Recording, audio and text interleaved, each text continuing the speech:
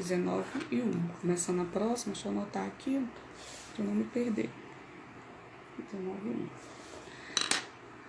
Pessoal entrando novamente, pra gente continuar. Rodrigo, você me manda aí você apareça aí de novo pra gente continuar. Pessoal entra rapidinho. Dá um minutinho, pessoal entrando novamente. Gente, que aula maravilhosa. Eu tô aprendendo muito, muito, muito, muito. É como eu falo, a gente dá aula, mas a gente aprende muito com o outro. Principalmente nós professores, né? Eu também tô aqui anotando tudo, igual vocês aí. Muito produtiva a live, muito boa mesmo. Não tá aparecendo que eu estou ao vivo aqui, gente. Deixa eu só arrumar aqui meu Instagram. Pra aparecer, né? Só um minutinho, gente. Vamos entrando, pessoal, voltando. E depois vocês escutem a live com calma, tá? Depois eu vou ver se ela ficou salva lá direitinho. Eu coloquei pra compartilhar, tá bom? Deixa eu colocar o professor de volta aqui. Vamos voltando, pessoal. Vamos voltando. Deixa eu achar o professor aqui. Rodrigo, me dá um oizinho aí, por favor. Ah, tá.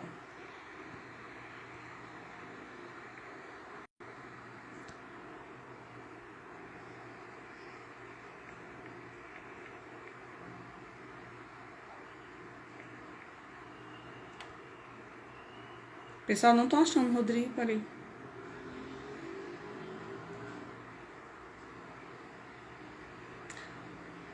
Rodrigo, você já tá por aí? 19:03, né? Vivi, a garota da hora, né, Vivi? Vamos lá. Pessoal aí entrando, já estão entrando. Pessoal, Rodrigo, me dá um oi aí pra ver se você voltou. Não tô te achando. Deixa eu achar aqui o Rodrigo. Rodrigo, cadê você, Rodrigo?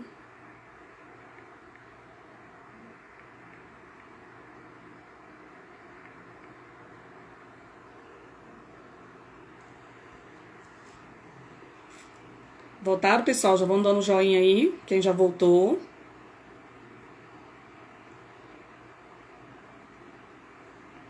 Dando joinha pra gente continuar. Deixa eu ver se eu acho o Rodrigo.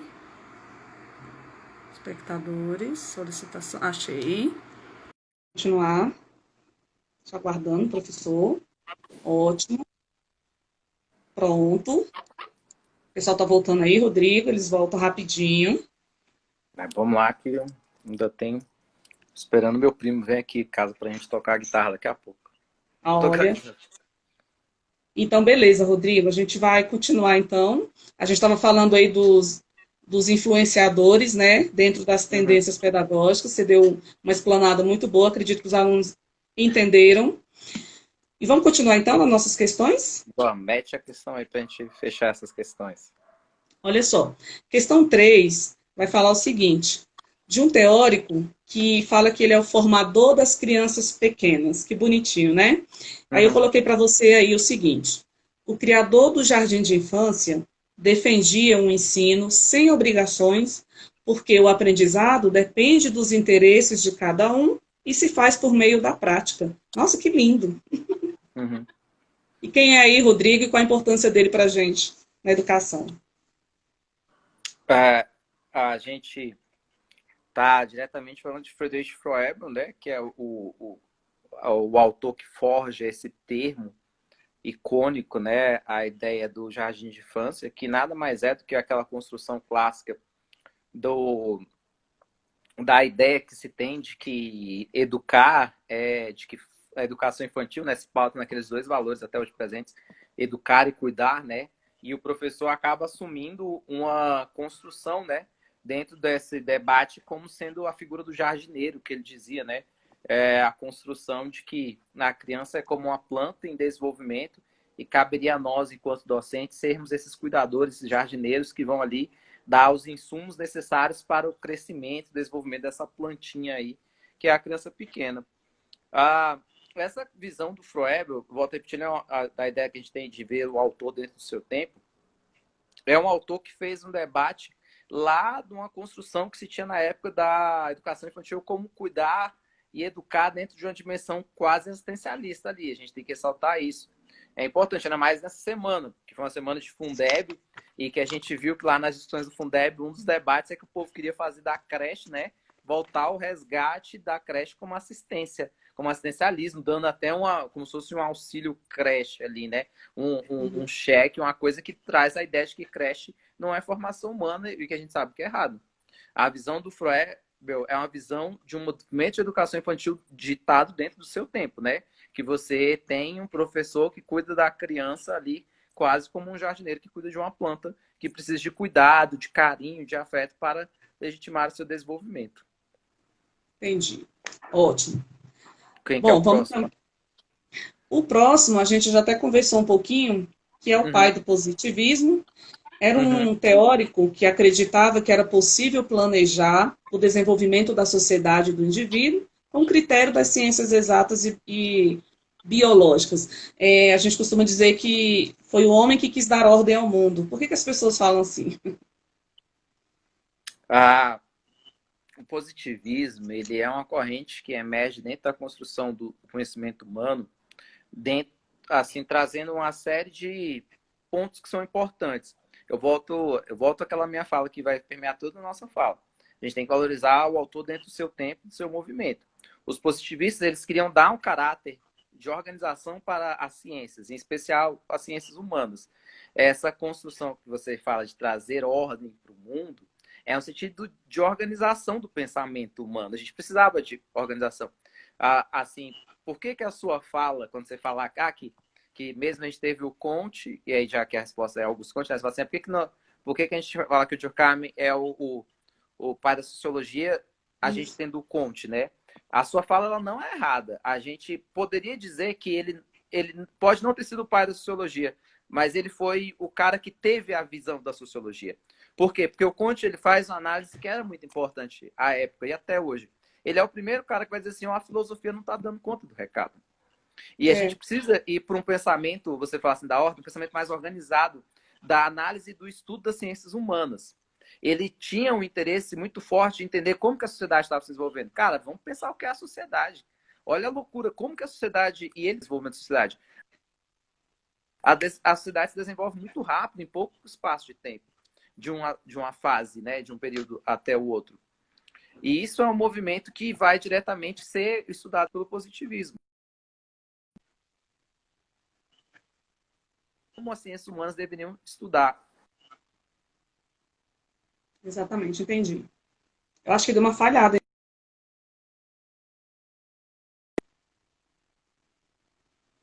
Ixi, acho que o professor saiu sem querer, gente. Deixa eu voltar aqui. Essas internet, esse horário, né, pessoal, um pouquinho complicado. Mas a gente vai acelerar aqui para a gente concluir. Deixa o professor voltar. Acho que com a minha internet, né? Com essa internet. Foi. Aí eu falava, né? Vocês, onde que eu parei? Do Ponte, né? Que ele traz essa ideia. Essa ideia de dar ordem, na verdade, é a ideia de organizar o conhecimento e a forma como o estudo da ciência deveria se dar, né? Como a ciência, enquanto base epistemológica, deveria atuar. E aí ele vai trazer algumas leis que a gente sabe que hoje são impossíveis de serem discutidas, né? Mas que ele entendia como sendo necessárias. Por exemplo, a proposta de que as ciências humanas seguissem as leis das ciências ditas puras, naturais, né? A gente sabe que, é claro, de natureza é possível você entender um tufão, como um vento, como aquele lá em Santa Catarina, que matou um bocado de gente.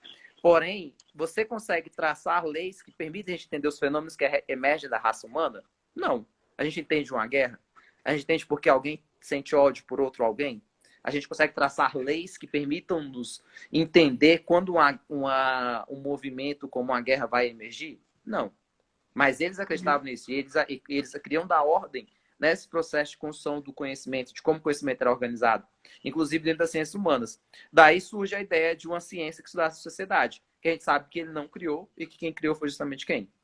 Emile Durkheim, que era positivista, que curiosamente nasce no ano que Comte morre, é o ano que Durkheim nasce. E curiosamente é o cara que vai dar a base, né? Parece que é algo quase uma predestinação, né? Mas que vai tomar por base o pensamento de Comte para criar uma nova teoria. E esse lema da bandeira que trazido por Comte, né, de ordem e progresso? O lema da bandeira é um outro ponto interessante. Conte acreditava que toda a sociedade precisava de dois movimentos para se desenvolver. O primeiro movimento ele chamou de ordem. É um movimento que ele chamava de movimento estático, que é aquela ideia de que toda sociedade precisa de organização para se desenvolver.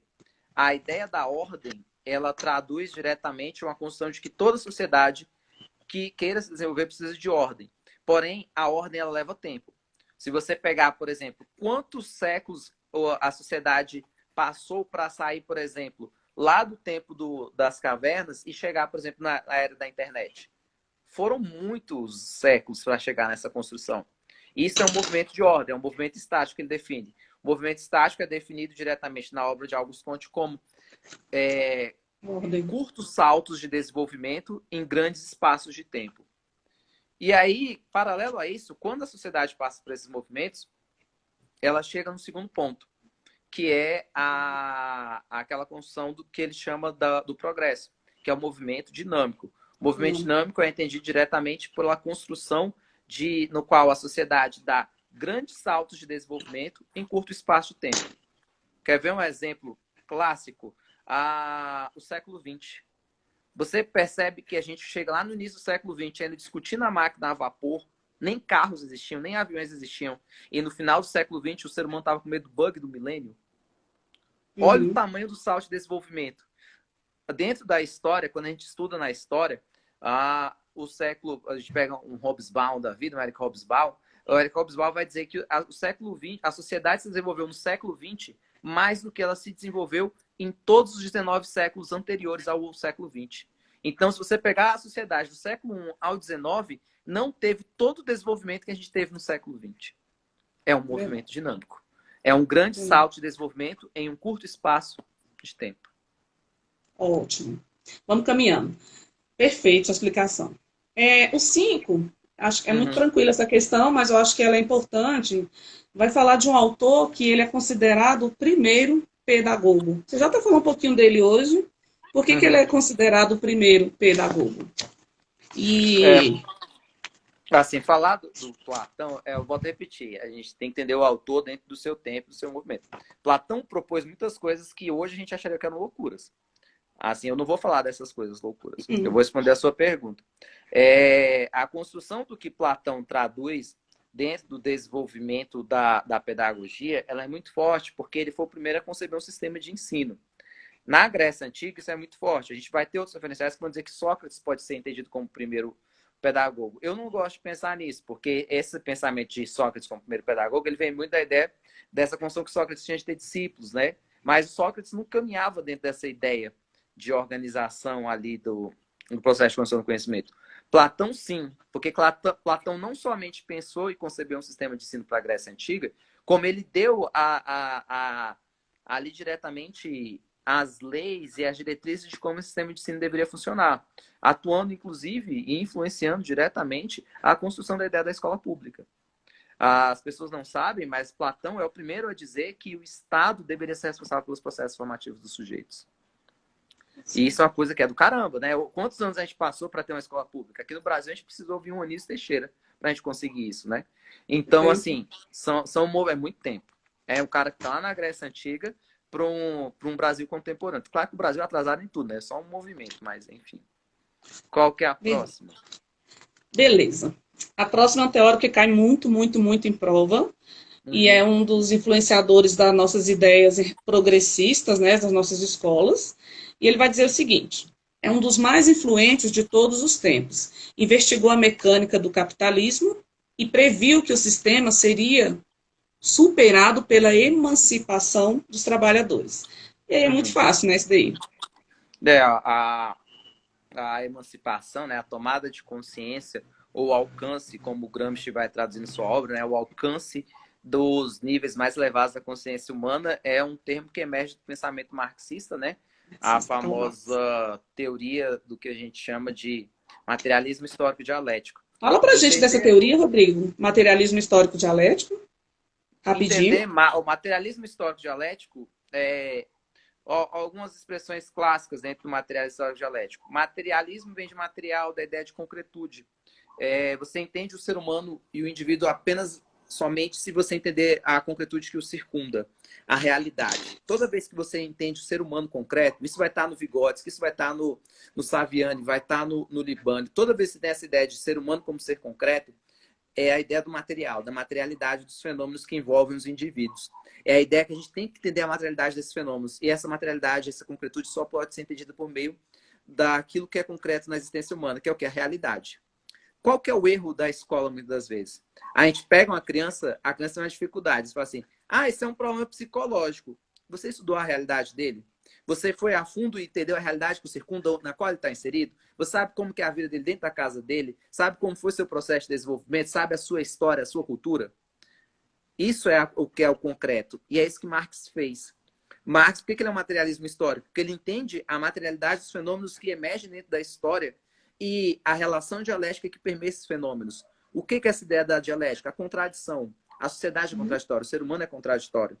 E essa ideia traz para nós a compreensão de que nada está posto, nada está concluído, nada está terminado. Sempre vai ter uma relação de contradição, de luta e de disputa que vai permear os indivíduos humanos. E isso é da raça humana. E só vai ser desconstruído a partir do movimento que a gente desconstruiu o capitalismo. Esses conflitos e contradições, ele falava da questão do capitalismo e da burguesia, do proletariado e da burguesia. A contradição ela vai estar em vários. A categoria contradição ela vai estar em vários movimentos do discurso do marxismo. Uma das grandes contradições dentro é a figura da burguesia. Por quê? Porque a burguesia só se mantém burguesia porque ela precisa explorar quem? O proletariado. Sem proletariado, burguês? Seria rico? Não. Quem faz o burguês rico é o trabalho do trabalhador, do pobre, da classe subalterna. E a classe subalterna, ela quer ser burguesia, sem perceber que a burguesia é quem a explora. Essas construções, percebe que tem uma contradição nisso? Olha que louco, o pobre quer ter a famosa figura do pobre com cabeça de rico. O pobre quer ser rico, mas ele não vê que o rico é quem explora ele, faz mal a ele.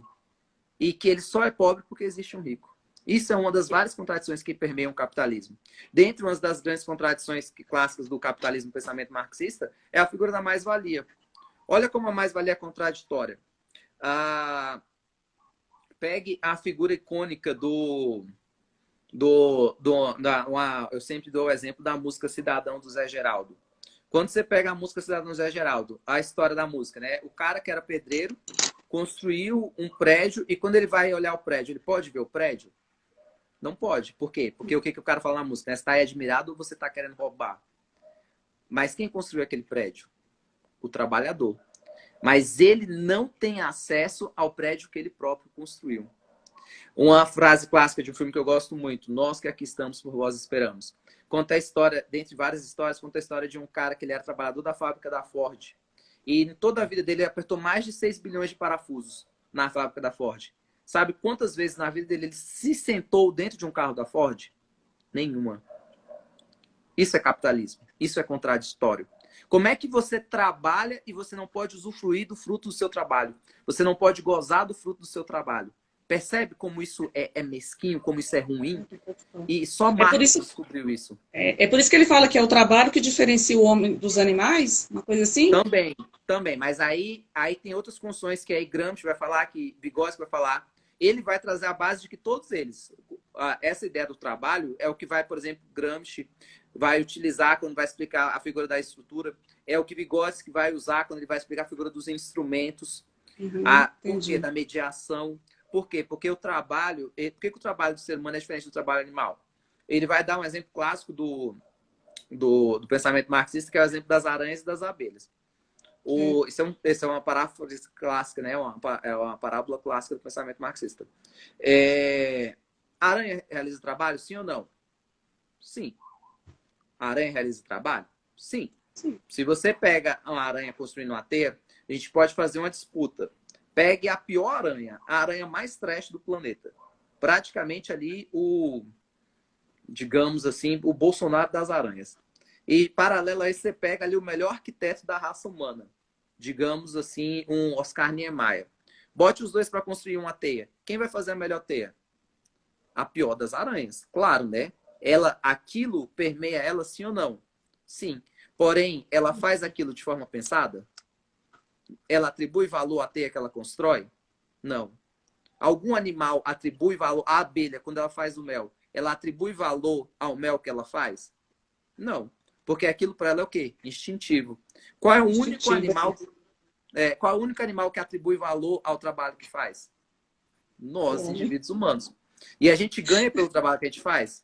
Não ganha. A gente, professor, a gente recebe? O trabalhador braçal recebe pelo trabalho que ele faz? Não recebe. E isso só Marx descobriu. E ninguém, e muita gente, a direita, o capitalismo, ele não dá valor para esse pensamento marxista. Ele acha que Marx é um sonhador, porque na verdade essa é a realidade. A gente, nenhum de nós trabalha, ganha pelo trabalho que a gente faz. Pega uma escola privada com professores que ganham ali o que o dono da escola paga para eles. Pega uma escola daquelas fuderosas lá do plano. Você pega uma escola que a mensalidade é R$ 4.000 e o professor está ganhando R$ 700 o salário mínimo, sei lá, R$ 1.000, digamos. Verdade. Esse professor está ganhando R$ 1.000, mas cada criança que está dentro da sala dele está pagando quanto para estudar ali? R$ 4.000. Ou seja, um quarto de uma criança paga, uma perna da criança paga o salário do professor. Só tem um porém, o professor dá aula para uma perna de uma criança? Não, ele dá aula para uma sala com 20 crianças, no mínimo. Verdade. Ok? Perfeito, sua explicação. Ótimo. Vamos caminhar, então. 7 vai falar o seguinte: para ele, a principal função do professor é formar cidadãos capazes de contribuir para a harmonia social. Se a gente for falar desse autor, eu digo que ele é o queridinho do CESP. Não sei se eu estou errado, eu nunca vi prova do CESP sem cobrar. Você sabe falar, esse autor aí cobra demais e tem muita coisa falando dele. Então, vamos pincelar rapidinho quem é. A gente está falando de Durkheim. Por que toda a prova do CESP, o Sebrasp, né, tem Durkheim? É igual o Piaget. A gente está dizendo que o CESP está seguindo Durkheim ou está seguindo Piaget? Não. Mas o CESP, historicamente, hoje eu não sei mais. Assim, eu falo do meu tempo quando fui elaborador e corretor do CESP e o que eu convivi com o CESP, mas o CESP, ele era uma banca de esquerda. Então, assim, o marxismo, igual ele trabalha com contradição. Então, se você defende Marx, você vai ter que defender, você vai ter que usar um autor para fazer o contraponto, né? Quem é o autor que vai mais contrário ao que Marx dizia? Durkheim. Então ele vai estar Durkheim, igual Vygotsky. Vygotsky e Piaget são muito parecidos, muito próximos. Porém, Piaget vai ter momentos que vai ser totalmente antagônico a Vygotsky, sim ou não? Sim. Então, por isso que o Sebrasp cobra muito ele, porque ele quer ver se o aluno consegue fazer essa relação de antítese, né, de antagonismo entre um autor e outro. O que Durkheim traz na obra, essa ideia da sociedade harmônica, Marx já desconstruiu isso, né? Porque Marx, a gente acabou de ver que a sociedade é contraditória e desigual. Não existe harmonia social. Porém, a construção da coesão, da integração proposta por Durkheim, era uma ideia de que a sociedade funcionava, o que a gente chama de funcionalismo, né? A sociedade se organiza tal qual um organismo vivo, né? Funciona tal qual um organismo vivo. E esse seria, por exemplo, o nosso corpo humano. Dentro do corpo humano, quando a sociedade não está organizada, quando a sociedade não está em movimento harmônico, é tal qual o nosso corpo humano. Quando o nosso corpo humano não está funcionando harmonicamente, a nossa saúde vai bem? Não vai. É a mesma coisa da sociedade. Durkheim entendia que dentro desse corpo humano, os órgãos seriam as instituições e as células seriam os indivíduos, sendo o corpo a sociedade em si. Dentro do corpo humano, quando uma célula começa a funcionar erroneamente, uma célula cancerígena se multiplica sem parar, o que a medicina vai fazer com essa célula? Vai extirpar, vai matar, vai tirar essa célula dali do corpo. É a mesma coisa na sociedade. Quando uma célula, um indivíduo, começa a agir, um criminoso, quando ele começa a agir erroneamente, é a célula que está fora do sistema, sim ou não? Sim. O que a sociedade faz com ela? Extirpa. É a garantia do funcionamento harmônico. Quem que vai atuar para a construção desse funcionamento harmônico? A escola. O que a escola faz? A famosa transmissão cultural geracional. Transmite as bases do funcionamento harmônico da sociedade, por meio de valores, por meio de cultura, por meio de normas e regras sociais que garantem o funcionamento harmônico da sociedade. Rodrigo, o Emile Durkheim, ele é um influenciador na escola tradicional? Quando ele fala que as gerações mais velhas... A transmissão cultural, né, e a formação dos indivíduos, a escola é entendida como instrumento de transmissão cultural. Ele vai ter uma influência. No Brasil, a gente tem a construção da escola muito forte ali com a figura dos jesuítas, mas historicamente a gente vai ter uma porção de autores que vão estar influenciando o pensamento tradicional. A transmissão cultural como base, né, do que a gente entende como humanismo clássico, ou a formação clássico-humanística, que é um dos preceitos do papel de escola da escola tradicional, é totalmente inspirado no pensamento durkheimiano, numa construção de que a transmissão cultural é essencial para a formação de uma sociedade dita harmônica, que a gente volta a repetir. É por isso que ele fala que os indivíduos, ao nascer, eles nascem egoístas, porque eles ainda não adquiriram os fatos sociais. Não conhecem as sociais. bases do funcionamento social da sociedade. E aí quem vai fazer isso? A escola. A escola, o adulto, e aí por isso né? que vem o termo clássico do pensamento dele. A ideia de quê? De que a escola humaniza os indivíduos. Olha só como é contraditório. A escola que humaniza, a escola que torna humanos. E que lá... Por quê? Porque ela, é como você colocou, ele entende que o indivíduo não nasce humano. Quem vai torná-lo humano? As bases daquilo que é a sociedade vigente. Por isso que ele traz aquela premissa básica dentro da obra dele, de que a existência de uma sociedade depende da existência de uma geração presente, ou seja, da geração adulta. Pois é a geração adulta que vai formar a geração posterior. E aí vai trazer as bases desse processo de humanização ou de integração e coesão social que a gente chama lá em Lukács de quê? Educação redentora. É redimir o indivíduo. O que é redimir? Humanizá-lo. Integrá-lo ao todo social existente. E por que tal Compassos, por exemplo, ele é disseminador dessas ideias de Émile Durkheim, frisando a sala de aula como esse espaço de socialização? A gente quer cair muito no SESC. A gente já está lá nos Estados Unidos, né? A gente já está nos Estados Unidos, século XIX, século XX. A gente já está falando de um autor que vai traduzir aquilo que são as bases da educação americana. Você pega um Talcott Parsons, ele vai traduzir um pensamento de Durkheim dentro de uma lógica que é simples para os Estados Unidos. O que os Estados Unidos estão a vida inteira querendo fazer? Garantia de ordem social. O que Parsons propõe com as funções da base, que depois tornou a base da escola americana, é a garantia da ordem social. É você ter a escola como ferramenta legitimadora de uma ordem social vigente, que no caso é a ordem social do capitalismo, que a gente sabe muito bem. Ótimo. Infelizmente. Perfeito. Vamos caminhando aqui. Questão 8, questão tranquila, vai dizer assim: defendi a democracia e a liberdade de pensamento como instrumento para a maturação emocional e intelectual das crianças. Quem é esse autor? Bem importante, você já falou um pouquinho dele. A gente continua nos Estados Unidos, né? E aí a gente está falando de um dos autores que traz um termo clássico na sua obra, porém, que é um termo que é importante que a gente... Um termo que a gente tem que entender que é enganoso, né? A ideia de democracia que ele traz. Por quê? Porque a gente volta lá naquele movimento que a gente estava falando anteriormente, né? Ele é um autor liberal. A democracia dita, proposta pelos liberais, é uma democracia que é enganosa. A ideia que, e a gente está falando de John Dewey, né? Volta a repetir, a gente está na educação americana do século XX, né? A gente está no início do século XX, Dewey emerge no final do século XX, mas ele traz pressupostos que vão marcar a educação americana como um todo e a educação brasileira. Volto a repetir, todos nós aqui dessa live já tivemos movimentos construídos dentro daquilo que é o pensamento de John Dewey, dentro da nossa praxis, seja como aluno, tanto quanto educando, quanto como professor. Então, ele é um autor que vai influenciar as construções e a base do pensamento de uma ideia de democracia que é falsa. Por quê? E aí a gente entende a base do pensamento dele. Dewey entendia a sala de aula como a reprodução em micro da sociedade no macro. Aí a gente tem uma construção que vai traduzir que os valores sociais são os valores da escola.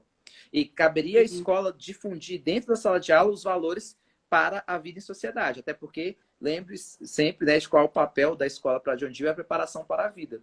Dentro de uma perspectiva pragmatista, que é a filosofia que ele insere, né, que ele traz ali como grande marco da sua forma de pensamento. Essa construção pragmatista vai se manifestar na obra de John Dewey, traduzindo a escola como esse laboratório de práticas, de resolução de problemas, de desafios que vão legitimar ao indivíduo, né, um processo formativo para o alcance desses valores sociais que permeiem sua vida adulta.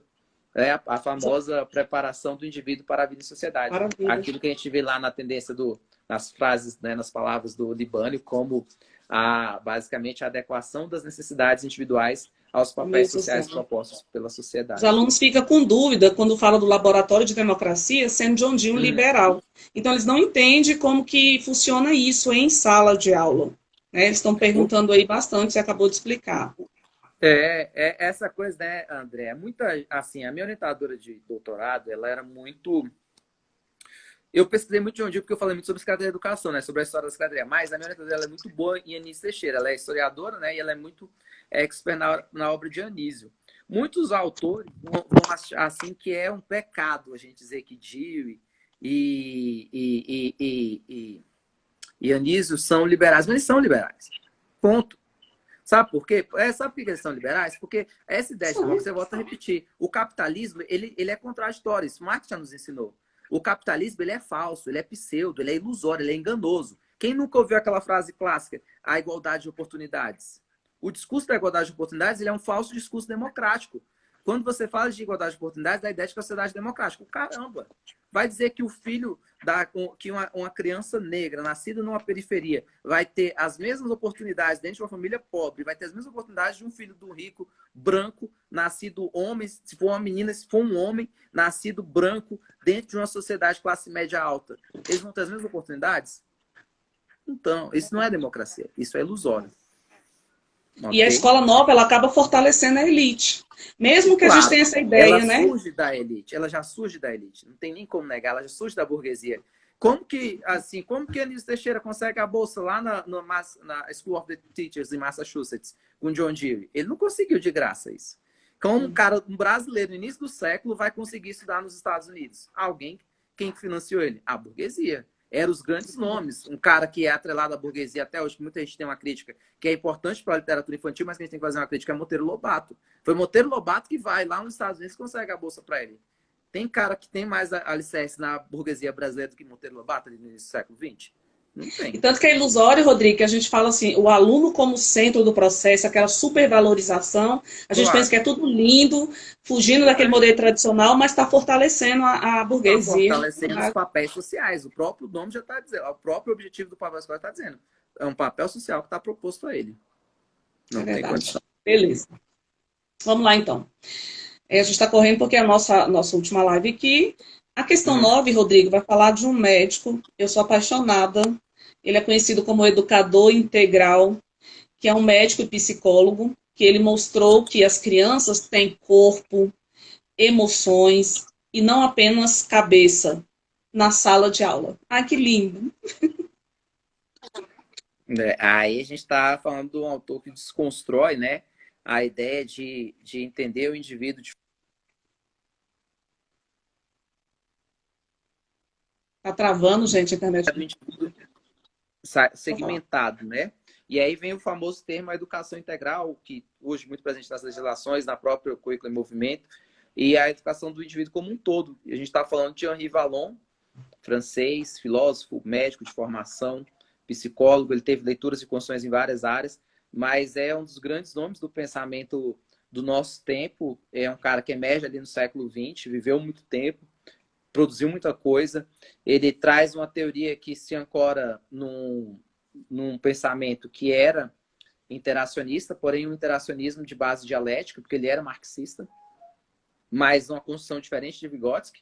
Vygotsky traz uma prioridade dos aspectos sociais frente aos biológicos, e ele vai dizer que não, que na verdade a gente tem ali um movimento que é de complementariedade, e aí da ideia de dialética, né, de contradição, de troca, de um vai complementando o outro no processo de desenvolvimento, e traz ali uma leitura que vai complementar aquilo que os outros autores já falavam. Por que complementa? Porque ele vai além.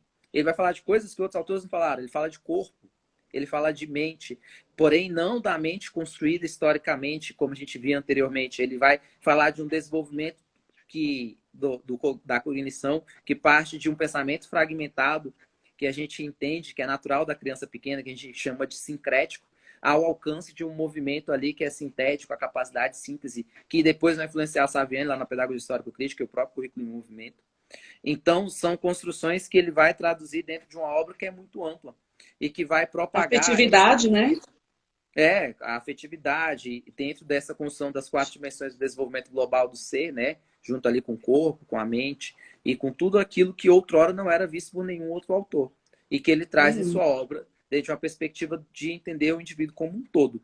O famoso desenvolvimento integral do ser. As 4 dimensões que constituem o ser humano e que não podem estar dissociadas em nenhum movimento formativo do ser humano. Ótimo. E ele traz os estágios depois, que são longos, né? Bons alunos darem uma lida depois, né? Nos estágios que ele Ele traz. vai apontar 5 estágios de desenvolvimento que, diferentemente dos estágios piagetianos, não são fixos, né, e Não, universais. Na verdade, eles que oscilam entre si e que vão ter ali essa lógica de complementaridade também. complementaridade, verdade. Ótimo. Vamos caminhando aqui para a gente não atrasar. Questão 10, Uhum. você já falou um pouquinho hoje. É um autor que ele atribuía à escola a função de dar acesso à cultura das classes dominantes para que todos pudessem ser cidadãos plenos. Eu também gosto muito das ideias desse autor, quando ele traz para a gente, ó, eu dando uma de Rodrigo, quando ele traz para a gente a questão de uma escola única, né? Uhum. Uma Não, escola única unitária. para todos. Né? É Uhum. única ou unitária, né, Rodrigo? A É gente fala os unitária, dois, né? Uhum. Unitária As para duas são válidas. todos. Mas a ideia é essa, a ideia de escola única. Lembra que ele escrevia em código, Uma né? Então escola única. ele usava termos que não necessariamente eram presentes, né, dentro do que ele poderia usar, infelizmente, né? Ele estava numa situação de vida que era muito complexa. A gente aí agora está falando de um autor que vai fazer diretamente uma fala onde, primeiro, ele reconhece de que há diferenças entre processos formativos entre os indivíduos que são de uma classe subalterna, né, uma classe dirigida, com os indivíduos que são de uma classe dominante.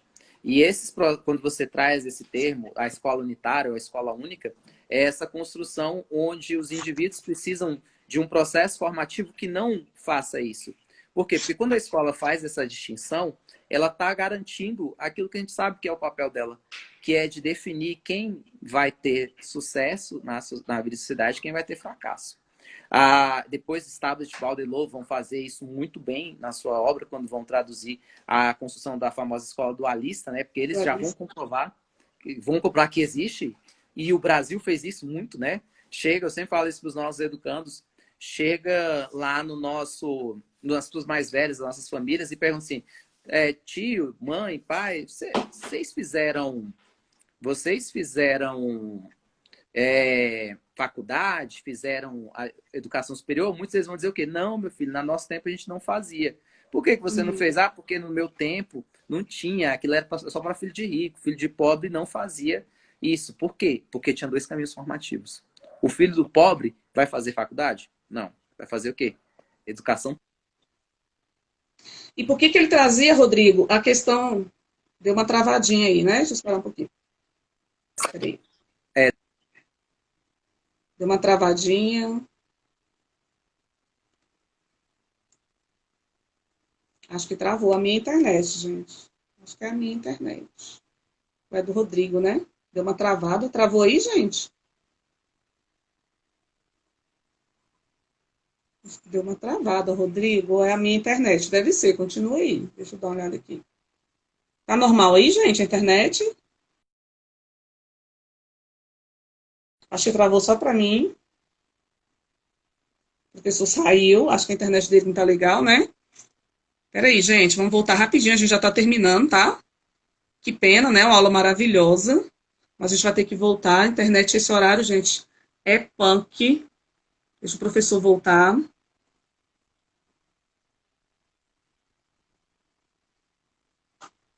Travou, né, professor? Cadê você?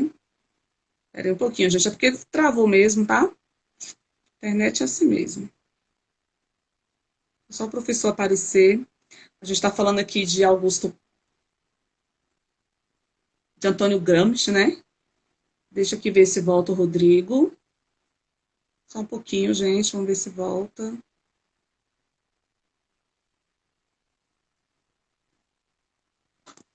Internet esse horário é problema, né? Oi, Mas meu primo, lembra que eu te falei que tá esperando meu primo? Meu primo chegou. ah, a gente Aí está eu vou terminando já, Rodrigo, caiu. porque travou. Não, pode continuar falando aí. E A gente aí, está a gente falando está falando de de Augusto. Gramsci, né? Da Oh, construção Antônio Gramsci. Gramsci. E aí, Antônio Gramsci traz essa construção da escola unitária, que é aquilo que os militares tinham feito lá, fizeram com a gente no passado, né? Uma construção de 2 processos formativos que era o contrário do que ele queria. Ele queria essa educação que era diretamente unitária e que permeasse uma mesma lógica de formação para o filho do rico e para o filho do pobre. Beleza. Algumas coisas que a gente não pode esquecer de Gramsci é que Gramsci tem um papel que é fundamental dentro dessa construção histórica. Ele é um cara que vai apontar um novo modelo, né, de organização social, porque ele consegue ver que a sociedade capitalista é dividida em estruturas. Uma infraestrutura, que é a estrutura de base, o capital, o trabalho, os bens de produção, e uma estrutura que é a superestrutura. Onde reside a perpetuação do sistema capitalista? Todo mundo pensa que é no dinheiro. Não é. É na superestrutura. É no capital, é na cultura. Onde que os governos de esquerda erraram? Sabe onde é que os governos Lula e Dilma erraram no Brasil? Eles só investiram na infraestrutura. Eles até investiram em educação, construíram escolas, construíram os institutos federais, por exemplo, porém, eles não deram uma formação emancipada para os sujeitos. Aí, o sujeito que quando você só investe na infraestrutura, o indivíduo fica rico e volta àquilo que a gente tinha falado do Marx. Ele acha o pobre com cabeça de rico. Aí ele não quer alcançar a emancipação. Ele quer ser classe burguesia. Não quer ser, na verdade, uma classe transformadora que vai gerar a emancipação do sujeito. Só abrir aqui a porta para o meu primo. Ô, professor, vai lá. Alguém perguntou aqui, gente, o nome do livro que ele fez na prisão, que foi denominado Os Cadernos do Cárcere. Cadernos do né? Cárcere, irmão, pode entrar. Meu primo chegou aqui, ó, dá uma boa noite aí. Tranquilo, a gente vai conversando aqui. Olá. Então, gente, foi Cadernos do Cárcere. Os Cadernos do Cárcere, pode colocar, gente, irmão. O Sesc gosta de cobrar isso aí. Um livro, o que acontece? É essa história que a gente estava falando. O Gramsci fica grande parte do tempo da sua vida preso na Itália fascista de Mussolini, e ele escreveu um coletivo de cadernos, não é um caderno, são vários cadernos. Esses Cadernos do Cárcere, base da sua obra. São vários livros onde ele vai construir princípios dessa forma de pensamento. Os termos que permeiam, o pessoal todo no oi pro meu primo, ei, primão, aí pode abrir aí. Aí, o que acontece? Ele vai trazer termos que a gente entende hoje dentro da obra, mas que a gente até hoje fala, gente, como é que esse maluco usa esse termo? Diretamente a ideia do intelectual, a figura da estrutura, da infraestrutura, tudo isso são construções que ele traz na obra, mas diretamente fundamentado naquilo que ele escrevia dentro da prisão, que era o que ele podia escrever. Ele não podia construir termos, porque aquilo, ele tinha uma cunhada, uma história muito louca, ele tinha uma cunhada chamada Tatiana, que era a mulher que levava esses textos dele para o Partido Socialista Italiano. E para outros países também, por exemplo, a União Soviética, onde eram publicadas as obras dele. Mas ele escrevia em código, porque tudo isso era censurado, tudo isso era passado pelo crivo da Itália fascista de Mussolini. E esses cadernos hoje, eles estão disponíveis, e muita gente consegue, só dizer que meu primo é lido, ó, primo. E aí ele constrói esse material que até hoje eles são fáceis de ser acessados, você pode comprar até um coletivo, muito sebo vende. Semestre passado eu dei uma matéria para o mestrado doutorado da UNB, eu com a minha orientadora de pós-doc, só sobre Gramsci, chamava-se Gramsci e a Educação. E é muito Rodrigo, bacana a gente entender isso. Diga. Rapidinho para a gente fechar, Antônio Gramsci, essa diferença do intelectual tradicional para o intelectual orgânico, esse intelectual tradicional, a gente poderia dizer que é o Estado, e o orgânico, a questão do proletariado, da luta de classe, alguma coisa assim? Eu gosto, assim, primeira coisa que você tem que entender intelectual orgânico, dentro da sociedade, cada classe produz seus próprios intelectuais orgânicos. Aí você vai me perguntar assim, então você está querendo dizer que a burguesia também possui intelectuais orgânicos? Sim, a burguesia também possui intelectuais orgânicos. Qual o papel do intelectual orgânico dentro da construção da massa? De onde que vem o termo orgânico? É mais um dos termos que ele constrói, que é diretamente... Vem, mas pode ir no banheiro aqui. Fica tranquilo. Aí o que acontece? A construção do que ele traduz do intelectual orgânico é a ideia de organicidade. Como assim organicidade? Pegue a massa. Marx não disse para a gente que a gente precisava emancipar as massas? Ele vai dizer, emancipar as massas precisa de alguém. Quem vai fazer essa emancipação? Quem vai legitimar esse alcance do nível que ele falava, né, alcançar os níveis mais altos da consciência humana? O intelectual orgânico. Aí vem o termo orgânico. É mais um código. Organicidade. Aquele que é o organizador das vontades coletivas. O que emerge das massas e organiza a vontade das massas para alcançar os interesses dela. Ótimo, ótimo. Beleza. Vamos caminhar, então. Questão 11, rapidinho. A gente vai falar de um autor que ele revolucionou o modo de encarar a educação de crianças ao mostrar que elas não pensam como os adultos e constrói o próprio aprendizado. Quem é esse autor, Rodrigo? Dá uma dica aí rapidinho pra gente, que cai muito em prova, você mesmo já falou. Então, a gente está aí agora falando sobre A gente continua no nosso estudo, né? E está vendo diretamente uma construção de onde o educador vai estar ali diretamente focado, né? E o educando dentro do seu processo de desenvolvimento. Quando a gente vai pensar essas construções e como que o educando se desenvolve, a gente vai diretamente traduzir aquela lógica onde a criança, né, vai estar realizando um processo formativo, um processo de desenvolvimento, e esse processo de desenvolvimento é diretamente influenciado pelas experiências, pelas construções que vão permitir a esse indivíduo o seu desenvolvimento. Essa ideia da experiência, ela está diretamente vinculada a uma outra lógica. Qual a lógica? A lógica de que o desenvolvimento humano é diretamente legitimado por processos de interação. Só que essas interações, elas são construídas diretamente por uma diferença. Qual a diferença? A diferença entre biológico e social. Como a gente está aqui agora falando de um autor que era suíço e que era biólogo de formação, o biológico vai ser tido como mais importante. Então, tem-se basicamente o interacionismo de base biológica, que vai legitimar um processo formativo diferenciado daquilo que a gente viu lá no Valon, onde você Os aspectos tinha o internos equilíbrio. que influencia, né? O biológico é tido como mais importante, ou seja, né, aquilo que é em nenhum momento a gente está desconsiderando, é importante que se diga, o social e o cultural, mas a gente está reforçando a ideia de que aquilo que é da ordem biológica, aquilo que está diretamente na carga interna vai ser mais importante no processo. E aí você vai dar uma grande responsabilidade a quem? A figura da maturação e o desenvolvimento permeado por etapas. Ótimo. Então, Piaget cai muito em prova, né, Rodrigo? Os alunos têm que estudar bastante os estágios aí, que são tidos como fixos e universais, trazidos por Jean Piaget, né? Cai muito em prova. E só a última pergunta, rapidinho.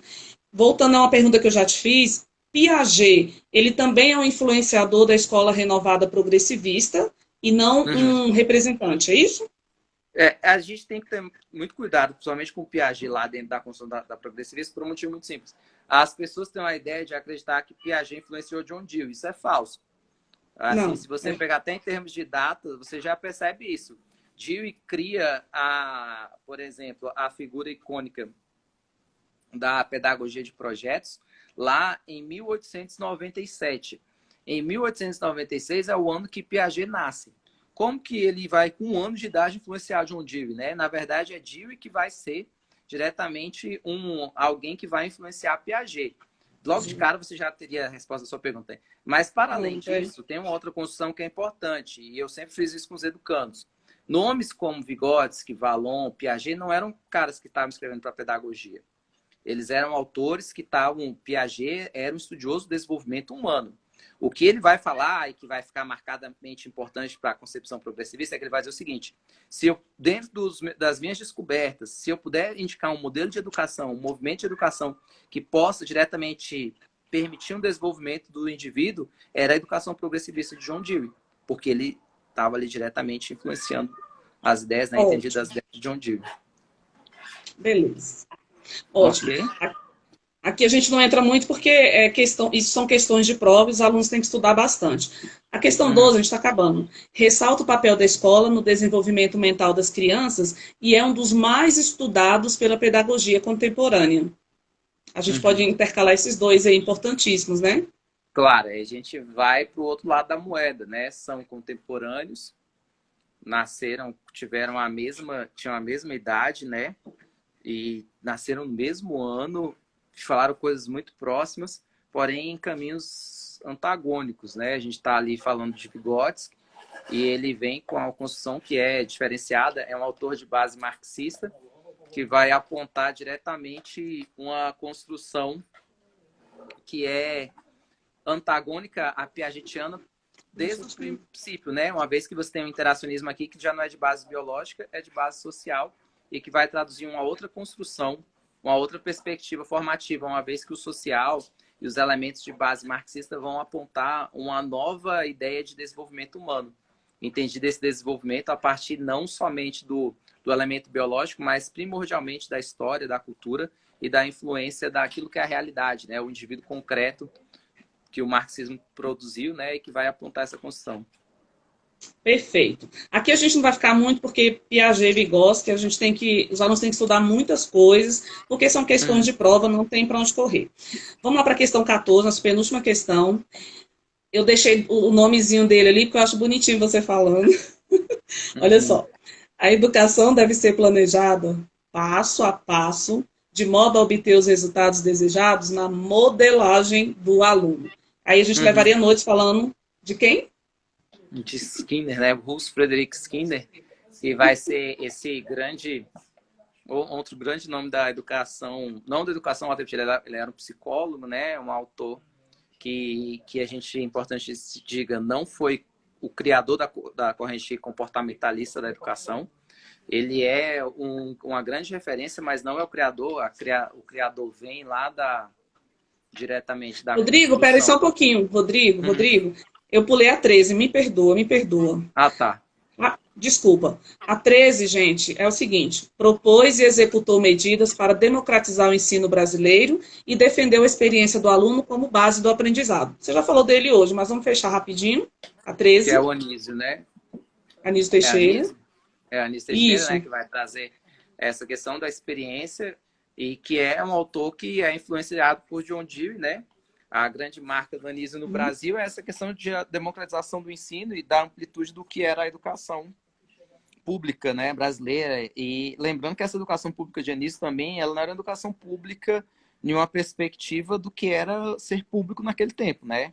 Então você tem muita gente que não vai ter necessariamente o acesso à escola pública, mas ele foi um dos grandes nomes para a construção da escola pública tal como a gente conhece hoje. Dentro do E para a gente manifesto também dos pioneiros, dos né? pioneiros da educação, ali junto com Lourenço Filho e com Fernando de Azevedo, na primeira metade do século XX, décadas de 20/30, e a construção aqui, para a gente em especial, da Secretaria de Educação, em 1957, né? Ótimo, Nasce em ótimo. 1900, falece em 1961, de forma até hoje escabrosa, né? Morre Uhum. jogado em um fosso de elevador, que dá a entender até hoje que ele foi morto pela ditadura, né? Não foi um acidente, digamos assim. Ótimo. Vamos lá, então. Agora sim, falando de Skinner, na questão 14. A influência Uhum. dele ali na escola tecnicista, por exemplo, e dessa questão da modelagem do aluno, né, de atender o mercado de trabalho. A escola tecnicista, ela é bem presente ainda, né, Rodrigo? O tecnicismo no Brasil, ele está hoje traduzido novamente com a construção do que é o neotecnicismo, né? Uma nova abordagem de tecnicismo, mas que é o mesmo tecnicismo com a roupagem nova. Ele surge com a Lei 5.692/71, lá nos anos 70 ainda, né? A figura que a gente dizia de dois modelos de formação, uma formação para o filho do rico, uma formação para o filho do pobre. E no Brasil, Skinner veio bem a calhar de uma ditadura militar que está pensada em quê? Pensada em formular indivíduos dentro de um padrão, de uma ordem social que se queria manter. Essa ordem social, para ser alcançada, precisava de uma modelagem de comportamentos, de ter indivíduos ali dentro de um padrão de sociedade.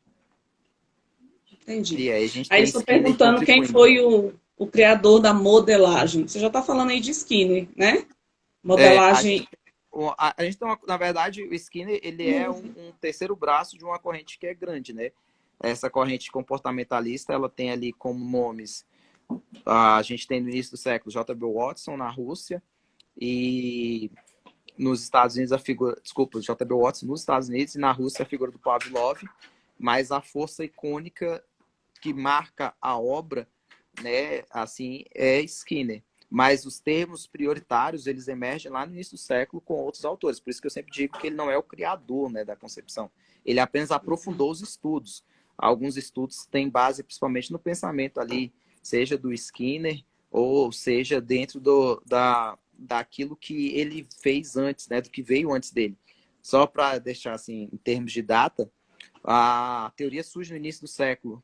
Skinner só começa a estudá-la em 1927, quando ele nem é formado em psicologia. A formação inicial dele não era psicologia. Ele era formado em letras em inglês, e aí ele tinha muita dificuldade com os alunos e resolveu fazer uma pós. Só que ele era tão inteligente que ele entra em Harvard, depois de ter lido um artigo de Pavlov e Watson, e aí ele entra para fazer uma pós-graduação e sai de lá com o título de doutor. Então você vê que é um cara que era diferenciado, né? E aí, na segunda metade do século, ele se destaca no mundo, ganha força, influencia desde da educação escolar até o cinema, né? Quem nunca assistiu, assista Laranja Mecânica, que é um filme icônico do Stanley Kubrick, que vai traduzir a teoria comportamentalista na prática. Perfeito.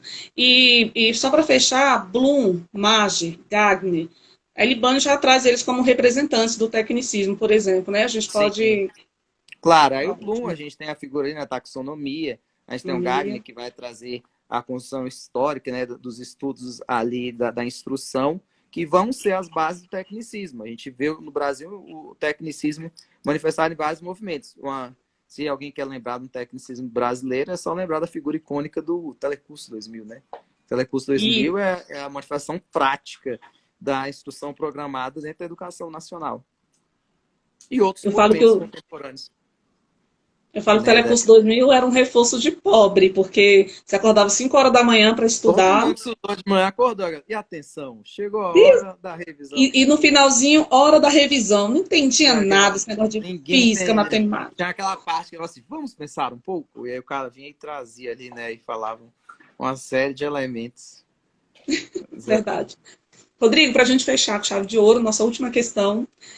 A gente não poderia deixar de falar dele, desse ícone da educação brasileira, que defendia como objetivo da escola ensinar o aluno a ver o mundo para poder transformá-lo. Quem é esse lindo, maravilhoso aí? Isso aí é o nosso maior de todos, né? Que é a figura clássica. Tem muita gente que não sabe nada sobre ele e que, infelizmente, são os que estão tendo espaço hoje na sociedade. Mas a gente está falando de Paulo Freire, né? Só você pensar que é um cara que surge no Nordeste e que é simplesmente o terceiro nome mais citado em trabalhos acadêmicos em todo o planeta Terra. E aí você vê a importância que esse grande ícone tem. O que me frustra é ver, por exemplo, façam esse exercício um dia, coloque Paulo Freire no YouTube. Vai demorar até você achar um vídeo que seja positivo sobre ele. Porque em tempos onde a ciência e o conhecimento têm perdido espaço para as opiniões pessoais, você tem mais vídeos denegrindo, não gosto desse termo, né, mas depreciando a figura icônica do Paulo Freire do que ressaltando ali a construção histórica do que ele significa.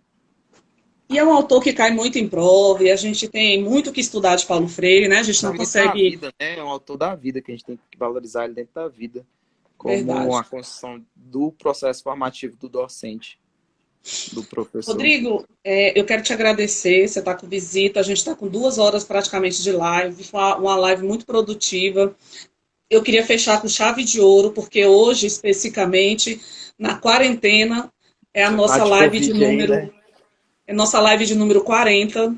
Eu fiz 40 lives nessa quarentena, e eu queria fechar exatamente com você, falando dos teóricos da educação, porque eu já abordei com eles toda a parte pedagógica, e eu prometi que traria você para a gente fechar com chave de ouro. Então, assim, para mim foi uma honra, eu quero te agradecer muito, e 40 lives de excelência, os alunos sabem, materiais bons, muito conhecimento, e só faltava você aí para complementar esse time, desse chip humano que os alunos brincam aí. Já falaram aí do seu primo, já falaram dos gatimianos, eles são terríveis, né? Agora eu deixo eles falarem. E aí, você foi um presente para eles, tá? Ah, que bom aqui, ó. Deixa eu ver aqui, ó. Olha, oi, gente. É a Elis, é o xodó do pai aqui. Zé, aí tá aqui, popocando. Aí eu que agradeço, é muito legal poder estar falando. Eu gosto, todo mundo sabe que eu amo falar sobre essas coisas, é o que eu sei fazer na vida, pelo menos eu finjo que sei fazer bem. E aí, eu acho que eu não sei tanto assim, mas eu gosto muito de estudar, de pesquisar e de correr atrás dessa coisa que é a educação, né? E de tentar lutar para que a educação seja algo diferente. E se tem uma coisa que Libani e Sávia nos ensinaram, é que sem conhecimento ninguém muda nada, né?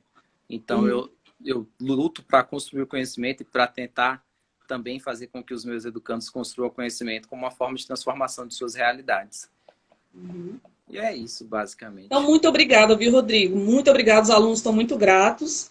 E eu também, de coração, tá bom? Ah, obrigado. E a gente se encontra por aí. Com certeza. Vamos esperar voltar aos presenciais para a gente voltar às nossas aulas, né, gente? O professor Rodrigo, ele faz parte do meu projeto Pedagogia Sem Fronteiras, das turmas presenciais. Os alunos amam o Rodrigo. E o Instagram está me avisando que eu tenho 27 segundos. Um abraço, Rodrigo. Obrigada por tudo, viu? Abraço. Tchau, tchau. Até mais. Tchau, tchau. Tchau, tchau.